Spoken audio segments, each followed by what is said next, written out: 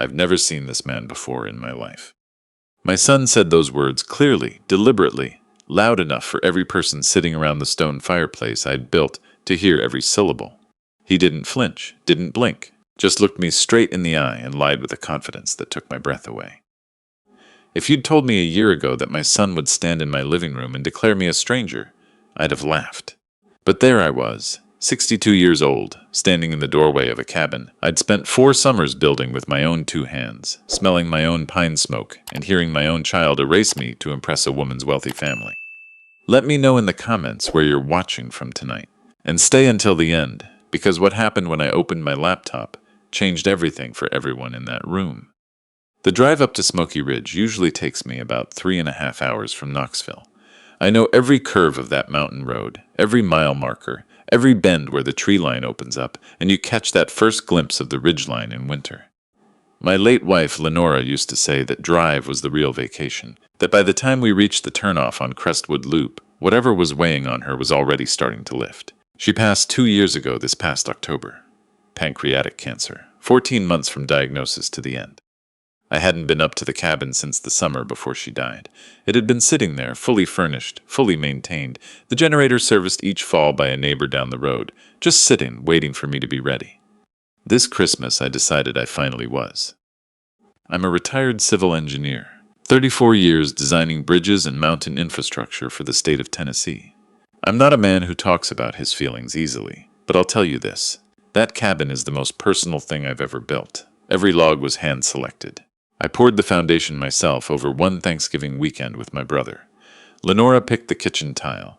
I framed every window to face the ridge so she could watch the sunrise with her morning coffee. I put my hands into that building in a way I never could with my office work. And I'll be honest with you about something else, because this story doesn't work if I'm not. My son Dylan, he's 28. He's a good-looking kid, smart enough, but I spent the better part of a decade making excuses for his choices. When his roommates asked him to leave at 23, I covered 3 months of a new apartment while he figured things out. When the car he'd chosen got repossessed because he hadn't made a payment in 4 months, I bought him a replacement, used but reliable, and put it in my name. When he started a furniture restoration side business 2 years ago, I handed him $8,000 for tools and workspace. When it fizzled, I never asked for a cent back.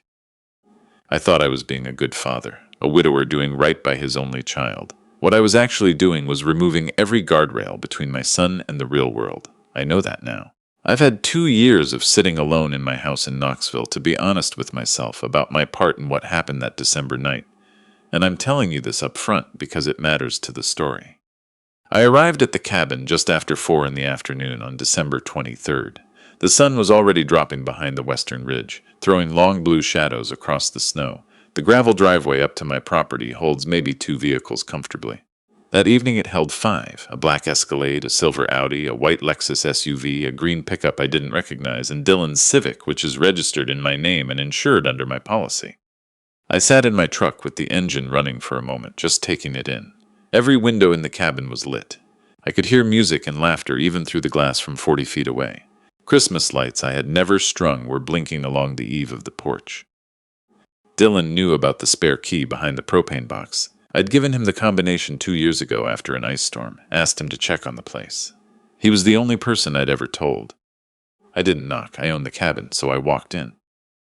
What I found, 8 people I had never met arranged in my great room like a furniture catalog. A fire burning in my fieldstone fireplace, my good serving dishes, the hand-thrown pottery Lenora had bought from a woman at a craft fair in Gatlinburg, sitting on the kitchen island covered with food. Someone had put a Christmas tree where I keep my reading chair, a full 7-footer, coordinating ornaments in gold and burgundy. There was a couple in their 60s on my leather sofa, the man tall and silver-haired in pressed flannel, the woman with jewelry that looked understated and expensive at once, a younger couple near the fireplace, 2 women at the dining table, and a younger man, maybe 25, sitting on the floor by the hearth with his phone in his hand. And Dylan, my son, standing near the kitchen island with his arm around a woman I'd seen exactly once in a photograph. His girlfriend Talia, who was laughing at something someone had said until my entrance interrupted the room. Silence fell the way it does when a stranger walks in. And then my son looked at me, and something moved behind his eyes, that fraction of a second recognition, and then it was gone. replaced by something else, something practiced. "Can I help you?" he said. Not Dad, not hey, can I help you? I said his name. "I don't know who you are," he said, "but this is private property. My family owns this cabin, and you're trespassing." There it was, my own son, my only child, looking at me across a room I built and telling 8 strangers he'd never seen me before. Talia put her hand on his arm. "Dylan, who is this?" "I genuinely don't know," he said, smooth as river stone. "Maybe a neighbor. Sir, I'm going to need you to leave before I call the sheriff." The older man on the sofa, the silver-haired one, had set down his drink and was watching with careful eyes. I'd learned later his name was Lionel, that he was a commercial real estate developer out of Charlotte, and that Dylan had been working on him for $30,000 to supposedly expand a woodworking business.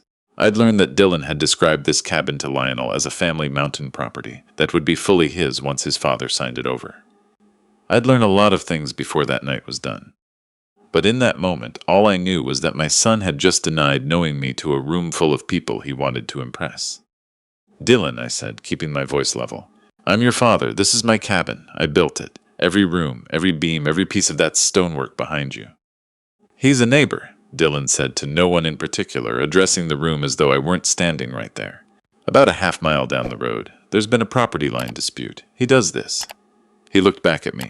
"Sir, I'm asking you one more time."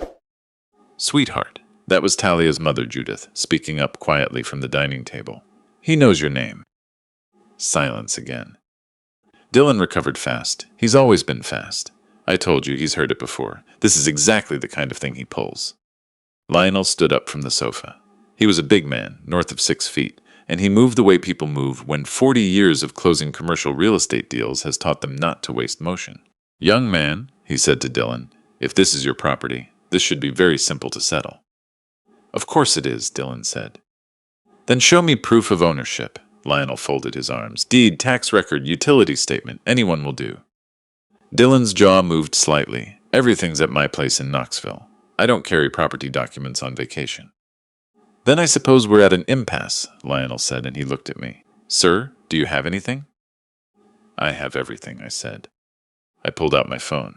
2 years ago, when I'd briefly considered renting the cabin through a vacation platform before deciding against it, I'd set up a property management app that pulled every document into one place. The recorded deed, the county tax account, the utility account, the insurance binder. My name on everyone. Property address on Crestwood Loop, Sevier County, Tennessee. I handed my phone to Lionel. He looked at it for a long time, passed it to his wife. She passed it to her son. That was Archer, the 25-year-old by the hearth who had gone very still. "Dylan," Talia said, and her voice had changed. "Why does this man's name appear on every document for this property?" "Those could be old records," Dylan said. "Property transfers can take months to." "The tax payment cleared 11 days ago," Archer said, reading off my screen. "The account was opened in 2004. He looked up. "There's 20 years of records here." The fire crackled. That was the only sound. And that was the moment I looked at my son the way you look at something clearly for the first time after years of looking at it sideways. He was 28 years old, and he was standing in my living room trying to talk his way out of something that had no exit.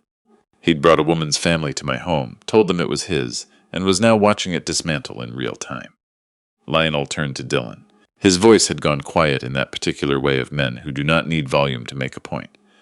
"Son, when we spoke in October, you told me this property would serve as collateral for the business expansion. You said you'd be taking full ownership when your father signed it over." That's a direct quote from a conversation I remember clearly. Talia made a sound I won't try to describe. "There's clearly been a misunderstanding," Dylan started. "There was no misunderstanding," Lionel said. "I have the email chain in my phone. Should I read from it?" Dylan didn't answer. "Let me offer an alternative," I said. "Let me open the laptop." My cabin has a laptop I keep there permanently, an older MacBook for managing utilities remotely, watching weather on bad nights, the occasional video call.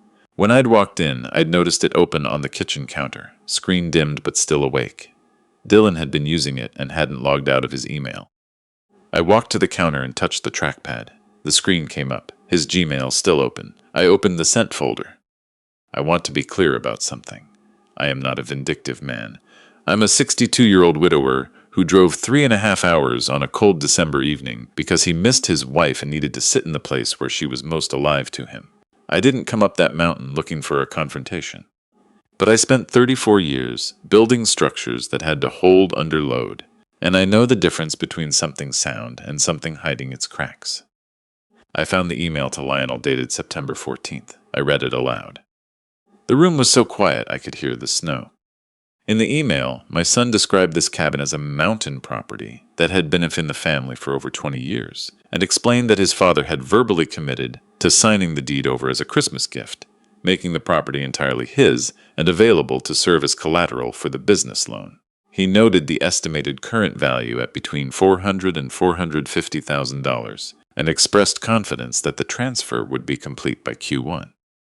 I set the laptop down. Lionel had gone the color of old concrete. Talia had her hand pressed over her mouth. Archer was looking at his sister the way you look at someone who has just stepped off a ledge. That email, Dylan said, is completely out of... Dylan. Talia's voice was small and absolutely clear. Stop. He stopped. Did you tell Lionel this cabin was going to be yours? She asked. He didn't answer.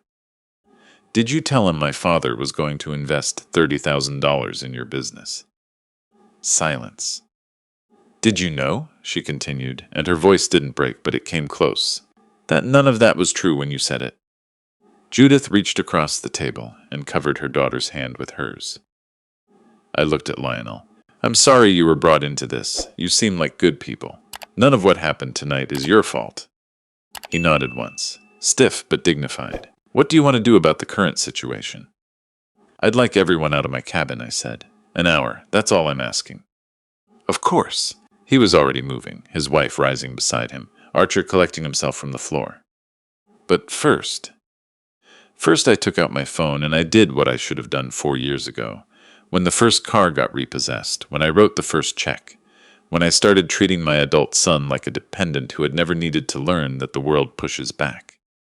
I opened my insurance app and removed Dylan from my health policy, effective the next billing cycle. I called my bank and suspended the supplemental card in Dylan's name. The representative confirmed it was frozen while I was still on the line. I logged into my cell carrier and removed the line I'd been carrying on my family plan for 3 years. I called the auto lender and reported that the authorized driver on the vehicle was no longer authorized. They walked me through my options. I took notes. Then I turned to my son. Every one of those is your responsibility now, I said. You're 28 years old. You have a paycheck. Use it. Dylan's face had moved through several stages over the past 20 minutes. Confidence, calculation, damage control, panic, and now settled into something I hadn't seen from him in a very long time. He looked young. He looked like the kid who used to fall asleep in the truck on the drive back from camping trips and wake up confused, reaching for my arm just to make sure I was still there. Dad. Get your things, I said. You have an hour. The clearing out was fast. Lionel and Judith were packed and rolling down Crestwood Loop in under 15 minutes. Efficient, no drama, heads down. Archer paused at the front door and looked back at me with an expression I couldn't quite name. Something between apology and sorrow. Talia was last, aside from Dylan. She stopped near the kitchen island where Lenora's pottery sat and ran one finger lightly along the rim of a serving bowl. He told me you two were estranged, she said, without looking at me. He said there'd been a falling out years ago, and that you'd given him this place to try to make things right. None of that is true, I said. She nodded slowly. I'm starting to understand that. She picked up her coat. I'm sorry for what this is. I had no idea. I know, I said. You seem like a good person. Your family raised you right. She left without saying goodbye to Dylan. I don't know if that was deliberate. My son lingered. He stood in the doorway of Lenora's and my bedroom. That was the room he'd taken, I noticed, and a fresh wave of something moved through me that I had no word for, holding a half-packed duffel bag and looking at me the way people look when they're deciding between two very different things to say. I can explain, he said. I know you think you can, I said. You've always been able to explain. That's part of what I got wrong. I kept waiting for the explanation instead of waiting for the change. Dad, You need to figure out how to live without me catching you, I said. That's what you actually need. I've been catching you since you were 23 years old. Every time you fell, I was there, and you learned exactly the wrong lesson. You learned there's always a net, That's my failure as much as it's yours. I know that now. I've known it for a while. I just kept choosing the easier thing. He stood there another moment. Then he zipped the duffel, walked out past the Christmas lights on my eave, down the porch steps, and got into the car. My car, technically, and drove down the mountain until his taillights disappeared around the tree line. I stood on the porch in the cold for a long time after the sound of the engine faded. The stars were out, clear and hard the way they only get at elevation in December. Orion sitting directly above the eastern ridge, exactly where it always is this time of year, exactly where Lenora and I used to look for it from this same porch with our decaf and a shared blanket. Inside, I put her pottery back in the cabinet where it belonged. I moved the Christmas tree out of the corner and put my reading chair back in its place. I washed the dishes they'd used, set them to dry, and sat down by the fire. And just breathed. Over the weeks that followed, the texts started. Dylan using friends' phones, numbers I didn't recognize. The messages ran a predictable course. Apology, then explanation, then self-pity, then practical crisis. Car payment due, insurance gap, phone gone dark. I listened to maybe 5 seconds of each one, and deleted them. His mother, my ex-wife from a marriage that ended 15 years ago, cleanly, without much bitterness left, called in late January. I answered out of old habit. He told me what happened, she said. Then you understand why I'm not the one who needs to fix it. He's struggling. That's the point, I said. Struggling is how people figure out what they're made of. I kept him from struggling for 8 years. I'm not doing it anymore. She was quiet a moment. Then, you sound different. I am different, I said. 4 months after Christmas, a call came from an unfamiliar number on a Tuesday afternoon. I almost let it go. Something made me answer. Dad. His voice was quieter than I remembered, more careful, less rehearsed. I waited. I'm not calling to ask for anything, he said. I want you to know what I'm doing, if you want to know. I told him I was listening. He was working at a cabinet shop in East Knoxville. Entry level, learning the trade properly this time. No shortcuts. He had a studio apartment off Magnolia Avenue. Nothing fancy. His name on the lease, his money paying for it. Health insurance through work. His own phone plan. I've been seeing a therapist, he said. Every week. I'm not saying that to get credit. I know it doesn't erase anything. Good, I said. Keep going. I've been trying to understand how I got to where I was, he said. Standing in your cabin telling 8 people I didn't know you. His voice caught slightly on that last part. The therapist says a lot of it traces back to never having to face a real consequence. That when the safety net is always there, dishonesty starts to feel like a reasonable strategy. He paused. I'm not saying that to put it on you. I'm the one who lied. I'm just trying to understand how I got there so I don't get there again. I looked out my window at the bare dogwood in the winter yard. I appreciate you calling, I said. I mean that. I don't expect us to be fine, he said. I just wanted you to know I'm trying. Here's what I'll tell you, I said. I'll always be your father. That's not something you can lie your way out of, and it's not something I can cut off any more than I can cut off my own hand. But being your father never should have meant being your safety net. I thought I was helping you.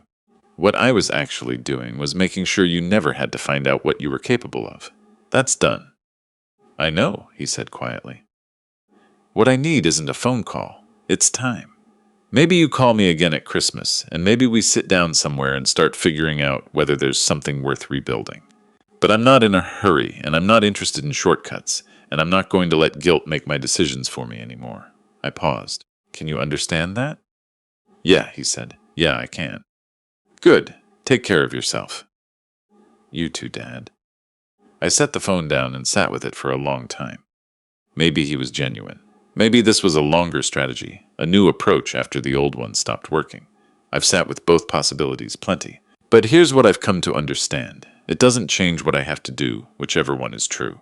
If he's genuine, the best thing I can give him is the space to prove it. If he's not getting anything from me regardless. Either way, I drove back up to the cabin that weekend. Same route, same 3.5 hours, same mile markers, same bend where the tree line opens and you see the ridge line.